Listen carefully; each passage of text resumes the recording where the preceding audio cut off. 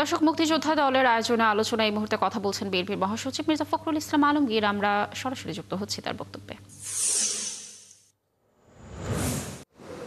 ক্ষণজন্মপুরুষকে যিনি বাংলাদেশের স্বাধীনতার ঘোষণা দিয়েছিলেন এবং পরবর্তীকালে যিনি বাংলাদেশে গণতন্ত্রের পুরো প্রবর্তন করেছিলেন এবং কি আধুনিক বাংলাদেশের রূপকল্প প্রদান করেছিলেন, কাজ শুরু করেছিলেন, আমাদের অনুপ্রেরণা আমাদের সেই দলের প্রতিষ্ঠাতা শহীদ প্রেসিডেন্ট জিয়া রহমানের প্রতি।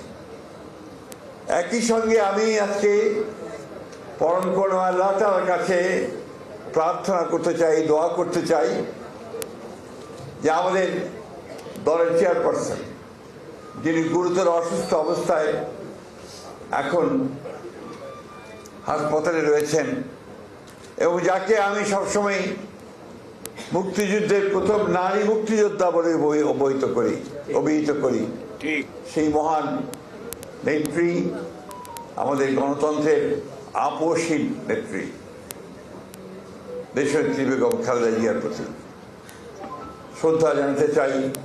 দেশের অগণিত শহীদ মুক্তিযুদ্ধের সময় তাদের প্রতি। প্রিয় বন্ধুরা এবং আমার সহকর্মীবৃন্দ, আজকে আমরা এমন একটা সময়ে এই দিবসটি পালন করছি যখন আমরা একটা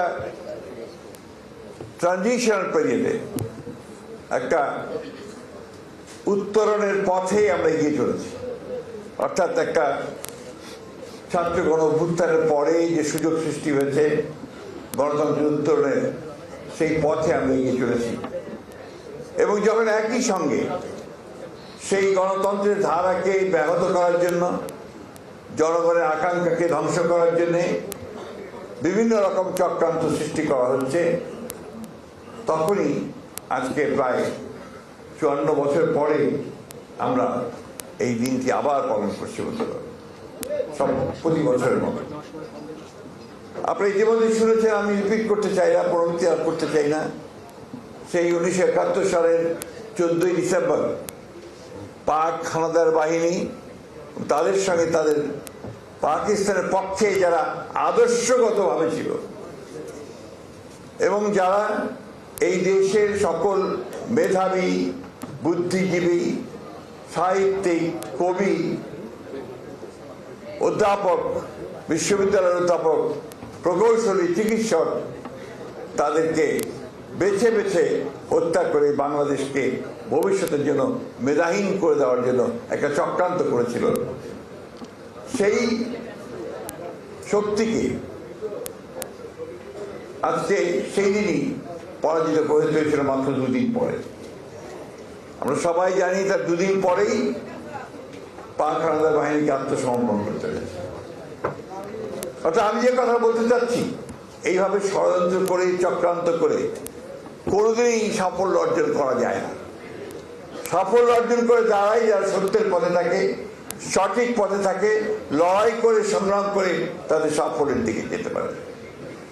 বন্ধুগণ, আজকে সেই দিনটি উপস্থিত হয়েছে যে এখন কোন রকম চক্রান্তের কাছে মাথা নত না করে, কোন রকম ষড়যন্ত্রের কাছে মাথা নত করে, অতীতে যেভাবে আমরা সমস্ত চক্রান্তকে নস্যাৎ করে দিয়েছি জনগণের ঐক্য দিয়ে, আজকে আবার সেই দিন উপস্থিত হয়েছে জনগণের মধ্যে ঐক্য সৃষ্টি করে আসন্ন নির্বাচনকে আমাদের জনগণের যে আকাঙ্ক্ষা, একটা গণতান্ত্রিক বাংলাদেশ, একটা উদারপন্থী গণতান্ত্রিক বাংলাদেশ, জনগণের স্বপ্নের বাংলাদেশ, শহীদ জিয়া রহমানের স্বপ্নের বাংলাদেশ, দেশনেত্রী বেগম খালেদা জিয়ার স্বপ্নের বাংলাদেশ, তারেক রহমানের 31 দফার বাংলাদেশ, সেই বাংলাদেশ যেন আমরা নির্মাণ করতে পারি।